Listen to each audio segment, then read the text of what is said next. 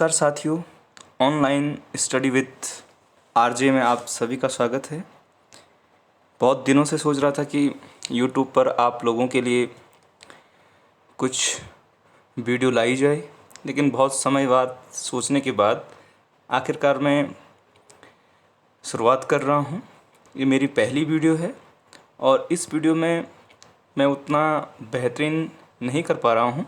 फिर भी मैंने कोशिश की है कि 21 मार्च को जो प्रवक्ता स्क्रीनिंग परीक्षा हमारे उत्तराखंड में होने जा रही है, उस परीक्षा के लिए मैं कुछ ज्योग्राफी से संबंधित कुछ प्रश्न लेके आया हूँ, जो मैंने काफ़ी खोजबीन के बाद बनाए हैं।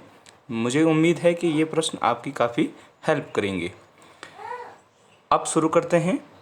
हमारा आज का जो पहला क्वेश्चन है, पृथ्वी के वर्णन के लिए ज्योग्राफी शब्द प्रसारित किया। पहला ऑप्शन है टॉलमी ने, दूसरा ऑप्शन है इरोटोस्थनीज ने, तीसरा ऑप्शन है अरस्तु और चौथा है हेरोडोटस। इसका सही उत्तर है इरोटोस्थनीज ने। विश्व में प्रश्न नंबर 2 है, विश्व में सर्वाधिक लवणता पाई जाती है। ऑप्शन नंबर 1 है मृत सागर, ऑप्शन नंबर 2 है वॉन झील, ऑप्शन नंबर 3 है सॉल्ट लेक और ऑप्शन नंबर 4 है काला सागर। इसका सही उत्तर है वॉन झील।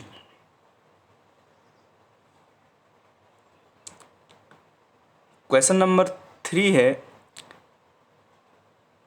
प्रत्येक स्थान पर ज्वार आता है।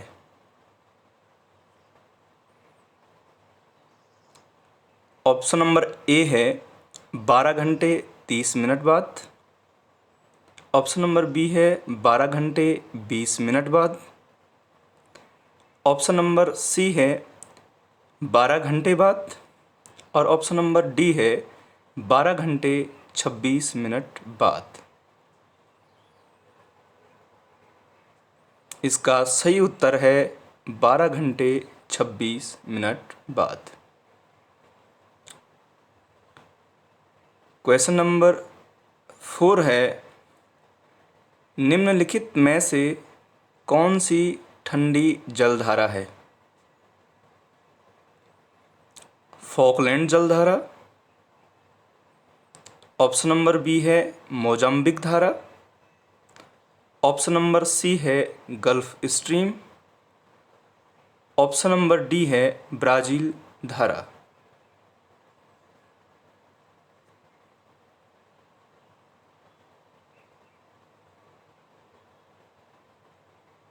और इसका सही उत्तर है फॉकलैंड धारा, जो दक्षिण अमेरिका के पूर्वी तट पर चलती है।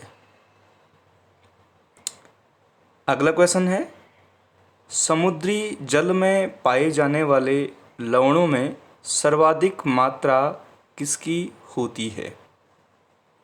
ऑप्शन नंबर ए है magnesium chloride, option number B है magnesium sulphate, option number C है कैल्शियम सल्फेट और ऑप्शन नंबर डी है सोडियम क्लोराइड। इसका सही उत्तर होगा सोडियम क्लोराइड। अगला क्वेश्चन है, गंगा नदी की सबसे लंबी सहायक नदी है। बहुत ही आसान प्रश्न पूछा गया है आप लोगों से। ऑप्शन नंबर ए है चंबल नदी, ऑप्शन नंबर बी है घाघरा नदी, ऑप्शन नंबर सी है यमुना नदी और ऑप्शन नंबर डी है नर्मदा नदी। इसका सही उत्तर होगा ऑप्शन नंबर सी यमुना नदी। अगला प्रश्न है, भारत का सबसे दक्षिणी बिंदु या छोर कौन सा है। ऑप्शन नंबर ए है Indira Col, option number B है कन्याकुमारी, ऑप्शन नंबर सी है इंदिरा पॉइंट और ऑप्शन नंबर डी है कावारत्ती। और इसका सही उत्तर है Indira point.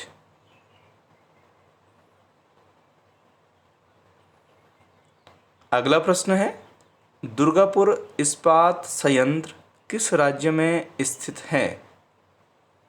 Option number A Jharkhand, option number B है उड़ीसा, ऑप्शन नंबर सी है छत्तीसगढ़ और ऑप्शन नंबर डी है पश्चिमी बंगाल। इसका सही उत्तर है पश्चिमी बंगाल। आप इसे ऐसे भी याद कर सकते हैं कि कोलकाता में दुर्गा पूजा होती है और उसी आधार पर आप पश्चिमी बंगाल में दुर्गापुर इस्पात कारखाने को आसानी से याद कर सकते हैं। अब हम अगले प्रश्न में बात करते हैं।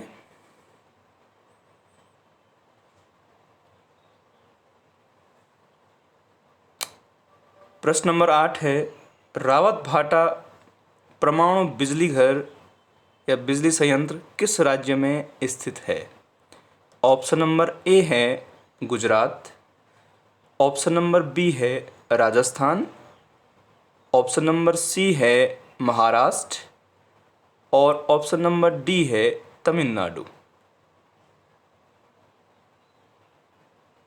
और इसका सही उत्तर है राजस्थान। अगला प्रश्न है, भारत में सागरीय तट वाले राज्यों की संख्या कितनी है? और इसका पहला विकल्प है 7, बी ऑप्शन है 8, सी ऑप्शन है 9 और डी ऑप्शन है 6। इसका सही उत्तर होगा 9। प्रश्न नंबर 10 है, निम्नलिखित में से कौन सी नदी भ्रंश घाटी से प्रवाहित होती है? भारत की ऐसी कौन सी नदी है जो भ्रंश घाटी से या जिसे हम रिफ्ट वैली कहते हैं वहाँ से प्रवाहित होती है? ऑप्शन नंबर ए है कावेरी, ऑप्शन नंबर बी है महानदी, ऑप्शन नंबर सी है कृष्णा और ऑप्शन नंबर डी है नर्मदा। और इसका सही उत्तर होगा नर्मदा नदी। अगला प्रश्न है प्रश्न नंबर 11, 180 डिग्री देशांतर रेखा है। ऑप्शन नंबर ए है वह रेखा जिसके आर पार तिथि बदल जाती है, ऑप्शन नंबर बी है एक काल्पनिक रेखा जो 0 अंश देशांतर से गुजरती है, ऑप्शन नंबर सी है एक काल्पनिक रेखा जो भूमंडल को उत्तरी एवं दक्षिणी गोलार्ध में बांटती है और ऑप्शन नंबर डी है एक काल्पनिक रेखा जिससे अंतर्राष्ट्रीय समय ज्ञात किया जाता है। और इसका सही उत्तर होगा ऑप्शन नंबर ए, पहला विकल्प कि यह एक अंतर्राष्ट्रीय तिथि रेखा है। प्रश्न नंबर 12 है, संयुक्त राष्ट्र विकास कार्यक्रम UNDP द्वारा 2020 में प्रकाशित मानव विकास सूचकांक HDI की दृष्टि से भारत का स्थान कौन सा है? ऑप्शन नंबर ए है 127वां, ऑप्शन नंबर बी है 129वां, ऑप्शन नंबर सी है 130वां और ऑप्शन नंबर डी है 131वां। और इसका सही उत्तर होगा 131वां। प्रश्न नंबर 13 है, विश्व के तापमान में निरंतर वृद्धि का क्या परिणाम होगा? पहला ऑप्शन है हिम का पिघलना, ऑप्शन नंबर बी है समुद्र तटीय भागों का जलमग्न होना। ऑप्शन नंबर सी है समुद्रों का जल स्तर ऊपर उठना। और ऑप्शन नंबर डी है उपर्युक्त सभी। बहुत आसान सा ये प्रश्न आप लोगों से पूछा गया है साथियों, और इसका सही उत्तर होगा ऑप्शन नंबर डी, उपर्युक्त सभी। प्रश्न नंबर 14 है, इंदिरा गांधी नहर निकाली गई है। ऑप्शन नंबर ए नागल बांध से, ऑप्शन नंबर बी हरिके बांध से, ऑप्शन नंबर सी पौंग बांध से, और ऑप्शन नंबर डी है अकाई बांध से। इंदिरा गांधी नहर भारत की सबसे लंबी सिंचाई नहर है और इसका सही उत्तर होगा हरिके बैराज। यह हरिके बांध है, वहाँ से ये नहर निकाली गई है जो मूलतः राजस्थान के अंदर सिंचाई करती है। क्वेश्चन नंबर 15 है, किस ग्रह को जल ग्रह अथवा नीला ग्रह कहा जाता है। और ऑप्शन नंबर ए है पृथ्वी, ऑप्शन नंबर बी है बुध, ऑप्शन नंबर सी है शुक्र, और ऑप्शन नंबर डी है मंगल। और इसका सही उत्तर होगा ऑप्शन नंबर ए पृथ्वी। हमारे सौरमंडल में पृथ्वी ही ऐसा ग्रह है जिस पर जीवन है और जिस पे पानी की बहुत बड़ी मात्रा है, इस कारण इसे नीला ग्रह कहा जाता है।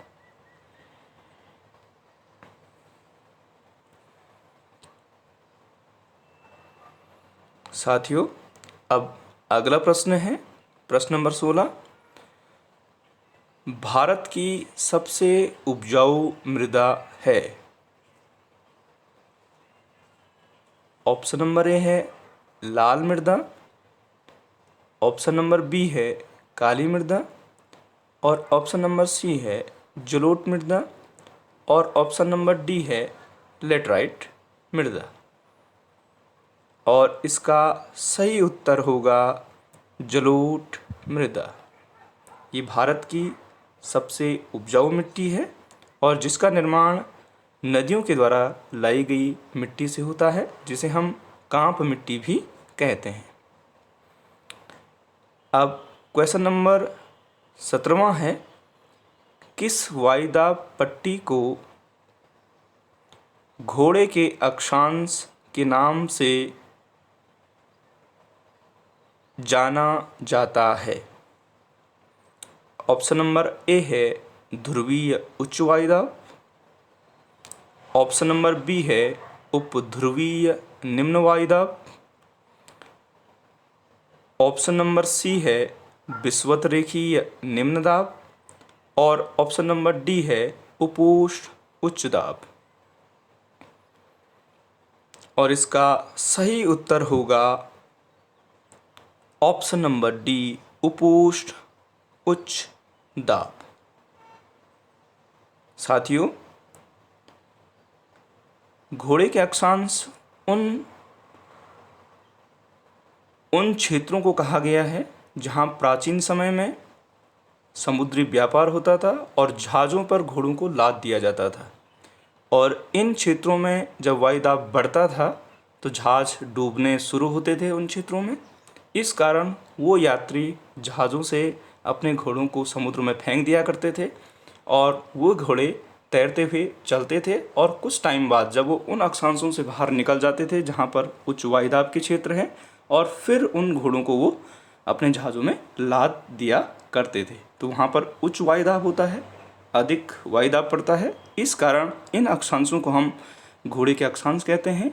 ये गोलार्धों पर 30 से लेकर और 35-40 डिग्री अक्षांशों के बीच ऐसे क्षेत्र हैं जहाँ पर उच्च वायुदाब प्राप्त होता है।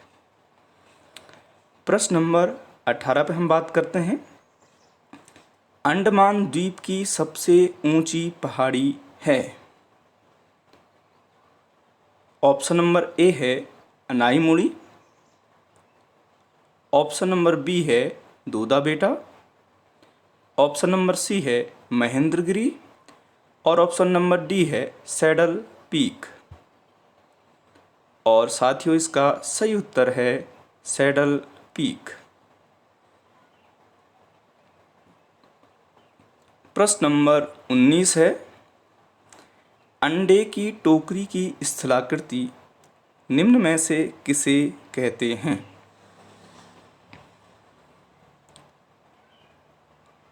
ऑप्शन नंबर ए है ड्रमलिन,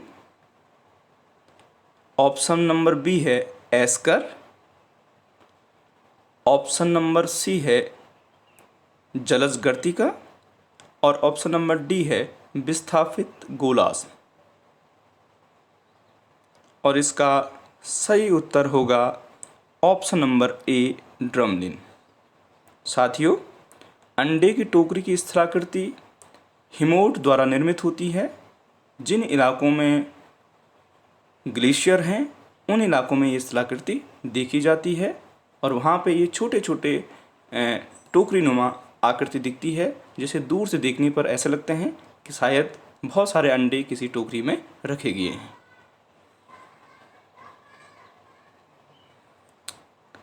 प्रश्न नंबर 20 है, चिनूक हवाएं चलती हैं। Option number A Himalaya, option number B है एंडीज, ऑप्शन नंबर सी है रॉकी और ऑप्शन नंबर डी है यूराल। और इसका सही उत्तर होगा option number B Andes.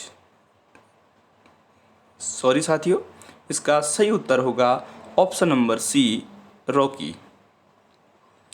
Chinook हवाएं बहुत गर्म हवाएं हैं और जो रॉकी पर्वतमाला के पूर्वी छोर पर चलती हैं और कनाडा और ब्रिटिश कोलंबिया तक ये हवाएं चलती हैं। और रॉकी पर्वत पर चलने वाली महत्वपूर्ण और गर्म हवा और शुष्क हवा है चिनूक हवाएं। और इसी हवा के नाम से यूएसए के द्वारा आर्मी के लिए विशेष हेलीकॉप्टर भी बनाए गए हैं और उनमें से कुछ हेलीकॉप्टर भारत सरकार ने भी उनसे खरीदे हैं। इन्हीं हवाओं के नाम पर वो चिनूक हेलीकॉप्टर का नाम भी रखा गया है। प्रश्न नंबर 21 है, अंडमान एवं निकोबार द्वीप समूह को अलग करने वाली जल संधि है। ऑप्शन नंबर ए है 8 degree channel, option number B है 9 degree channel, option number C है 7 डिग्री चैनल और ऑप्शन नंबर डी है 10 डिग्री चैनल। और इसका सही उत्तर है 10 डिग्री चैनल, जो अंडमान और निकोबार द्वीप समूह को अलग करती है। प्रश्न नंबर 22 है, रेडियो तरंगें किस मंडल से टकराकर पृथ्वी पर वापस आती हैं? यहाँ पर मंडल का तात्पर्य वायुमंडल की किस परत से लिया गया है? ऑप्शन नंबर ए है समताप मंडल, ऑप्शन नंबर बी है आयन मंडल और ऑप्शन नंबर सी है क्षोभ मंडल और ऑप्शन नंबर डी है बाह्य मंडल। और इसका सही उत्तर है ऑप्शन नंबर बी आयन मंडल। यहीं से रेडियो तरंगें पृथ्वी पर वापस लौटती हैं और जो हमारे रेडियो संचार के लिए बहुत महत्वपूर्ण है। प्रश्न नंबर 23 है, कपास की खेती के लिए उपयुक्त मिट्टी कौन सी है? बहुत ही आसान प्रश्न रखा गया है यहाँ पे। प्रश्न और विकल्प नंबर ए है काली, ऑप्शन नंबर बी है लेटराइट, ऑप्शन नंबर सी है जलोढ़ और ऑप्शन नंबर डी है लाल मिट्टी।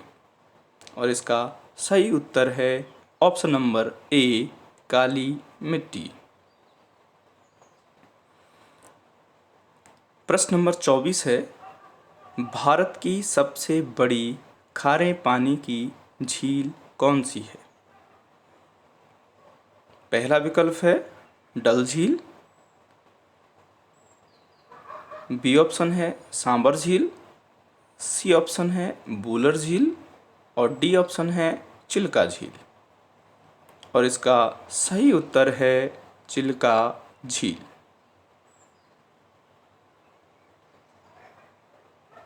प्रश्न नंबर 25 है, अंतर्राष्ट्रीय चावल अनुसंधान संस्थान कहाँ स्थित है? इसका पहला विकल्प है दिल्ली, दूसरा विकल्प है संघाई, तीसरा विकल्प है ढाका और चौथा विकल्प है मनीला। और इसका सही उत्तर है option number D, Manila. Philippines की राजधानी मनीला में अंतर्राष्ट्रीय चावल अनुसंधान संस्थान स्थित है।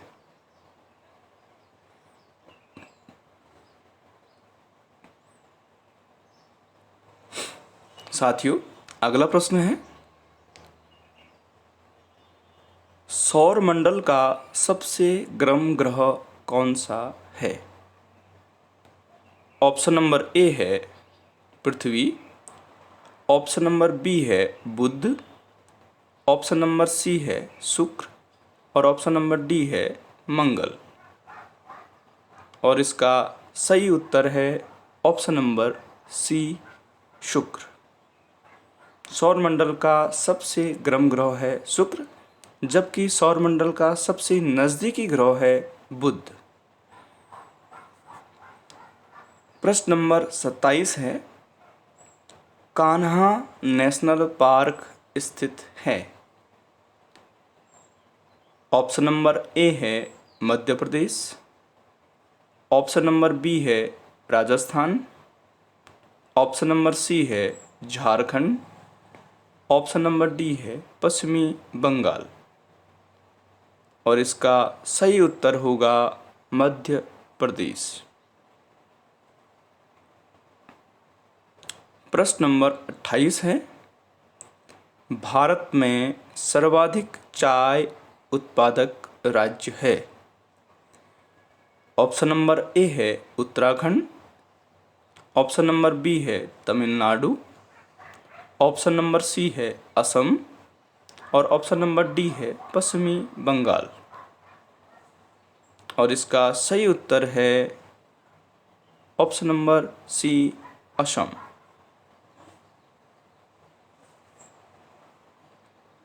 प्रश्न नंबर 29 है, बिहार का शोक किस नदी को कहते हैं? ऑप्शन नंबर ए है गंगा नदी, ऑप्शन नंबर बी है कोसी नदी, ऑप्शन नंबर सी है गंडक नदी और ऑप्शन नंबर डी है घाघरा नदी। और इसका सही उत्तर होगा ऑप्शन नंबर बी, कोसी नदी। बिहार का शोक कोसी नदी को इसलिए कहा जाता है क्योंकि पहले समय में यहाँ पर बहुत बाढ़ इसमें आती थी, क्योंकि ये नेपाल हिमालय से ही नदी निकलती है और बिहार के मैदानी क्षेत्रों में आकर इसमें हर वर्ष बहुत बाढ़ आती थी। और दूसरी बात, ये नदी हर बार अपना मार्ग बदलती थी, इस कारण इस नदी को बिहार का शोक कहा जाता था। अब इस नदी के ऊपर बांध बना दिया गया है और जिससे बाढ़ जैसी समस्याओं से निजात मिल गया है। प्रश्न नंबर 30 है, कांदला बंदरगाह किस राज्य में स्थित है? और इसका पहला ऑप्शन है गुजरात, ऑप्शन नंबर बी है महाराष्ट्र, ऑप्शन नंबर सी है उड़ीसा और ऑप्शन नंबर डी है केरल। और इसका सही उत्तर होगा ऑप्शन नंबर ए, गुजरात। कांदला बंदरगाह कच्छ की खाड़ी में गुजरात में स्थित है और ये भारत का एक महत्वपूर्ण बंदरगाह है, जिसे पाकिस्तान के कराची बंदरगाह के जवाब में बनाया गया था। और कराची बंदरगाह की साख को कम करने के लिए भारत सरकार ने कांदला बंदरगाह को बनाया है और इसे विदेशी जहाज़ों के लिए जो चुंगी वहाँ पे लगती है उसको माप किया गया है, जिससे कराची जाने वाले जहाज़ों को भारत में लाया जा सके और भारत में पर्यटन को विकसित किया जा सके और यहाँ पे जो पैसा उनसे मिले उससे देश की अर्थव्यवस्था को मजबूत किया जा सके। प्रश्न नंबर 31 है, भारत का सबसे उत्तरी बिंदु है। ऑप्शन नंबर ए है लद्दाख, ऑप्शन नंबर बी है लेह, ऑप्शन नंबर सी है कारगिल, ऑप्शन नंबर डी है इंदिरा कौल। और इसका सही उत्तर होगा option number D Indira Kaul.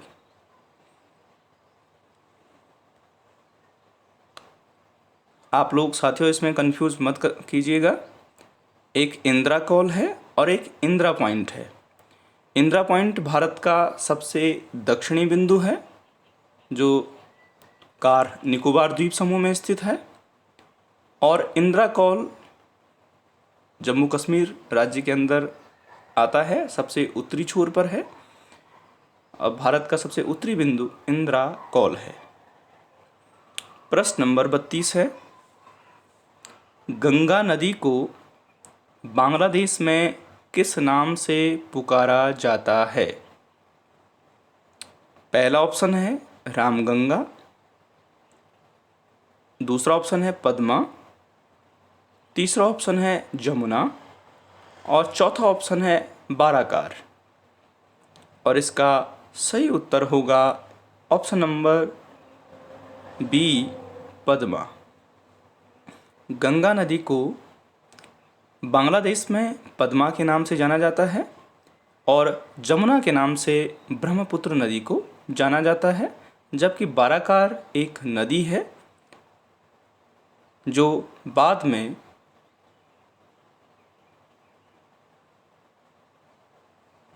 इन नदियों में, जो ब्रह्मपुत्र और गंगा है, इन नदियों में आकर मिलती है। क्वेश्चन नंबर 33 है, नेताजी सुभाष चंद्र बोस अंतर्राष्ट्रीय हवाई अड्डा कहाँ स्थित है? और ऑप्शन नंबर ए है दिल्ली, ऑप्शन नंबर बी है मुंबई, ऑप्शन नंबर सी है कोलकाता और ऑप्शन नंबर डी है अहमदाबाद। और इसका सही उत्तर होगा option number C Kolkata. Question number 34 है, भारत का एकमात्र जागृत ज्वालामुखी है। ये बहुत ही महत्वपूर्ण प्रश्न है और कई बार ये परीक्षाओं में पूछा गया है। पहला ऑप्शन है बैरन द्वीप, दूसरा ऑप्शन है नारकोंडम, तीसरा ऑप्शन है लैंडफॉल द्वीप और चौथा है कोई नहीं। और इस प्रश्न का सही उत्तर होगा बैरन द्वीप। भारत का एकमात्र जागृत ज्वालामुखी, या ये कहें कि दक्षिण एशिया का एकमात्र जागृत ज्वालामुखी है बैरन द्वीप पर, और ये अंडमान निकोबार द्वीप समूह के अंदर आता है, जिसमें से नारकोंडम एक सुषुप्त ज्वालामुखी के अंदर आता है। क्वेश्चन नंबर 35वां है और ये अंतिम प्रश्न है आज का। भारत और म्यांमार के बीच समुद्री सीमा को अलग करता है। पहला ऑप्शन है कोको जलमार्ग, दूसरा ऑप्शन है 10 डिग्री चैनल, तीसरा ऑप्शन है 9 डिग्री चैनल और चौथा ऑप्शन है पाक जलसंधि। और इसका सही उत्तर होगा साथियों कोको जलमार्ग। ये अंडमान निकोबार द्वीप और म्यांमार के अंदर जो कोको द्वीप है वो अलग करता है भारत और म्यांमार की समुद्री जल सीमा को, और जिनमें से 10 डिग्री चैनल अंडमान और निकोबार द्वीप समूह को अलग करता है। साथियों, ये मेरा आज का पहला वीडियो रहा और इस वीडियो में मैंने कुछ उन प्रश्नों को रखा है जो विभिन्न प्रतियोगी परीक्षाओं में पूछे गए हैं। और ख़ास तौर पे हमारे उत्तराखंड में इन जो परीक्षाएं हुई हैं, चाहे वो प्रवक्ता परीक्षा हो या समूह ग के अंदर या एलटी के अंदर जो परीक्षाएं हुई हैं, उन परीक्षाओं में इन प्रश्नों को कई बार रिपीट किया गया है, पूछा गया है। साथियों, मैं आप लोगों को भरोसा दिलाता हूं कि बहुत जल्द मैं आपको लाइव क्लासें और उत्तराखंड से संबंधित जितनी भी प्रतियोगी परीक्षाएं हैं, उन परीक्षाओं की तैयारी में बहुत महत्वपूर्ण भूमिका निभाऊंगा। और आप लोगों के लिए, परीक्षाओं के लिए आप मेहनत कीजिए और अग्रिम शुभकामनाएं हैं मेरी तरफ से। और मेरे चैनल को ऑनलाइन स्टडी विद आरजे, ये मेरा चैनल है, इसको सपोर्ट कीजिएगा, सब्सक्राइब कीजिएगा और शेयर कीजिएगा। और मिलते हैं आपसे नेक्स्ट अगली वीडियो पर। तब तक के लिए नमस्कार।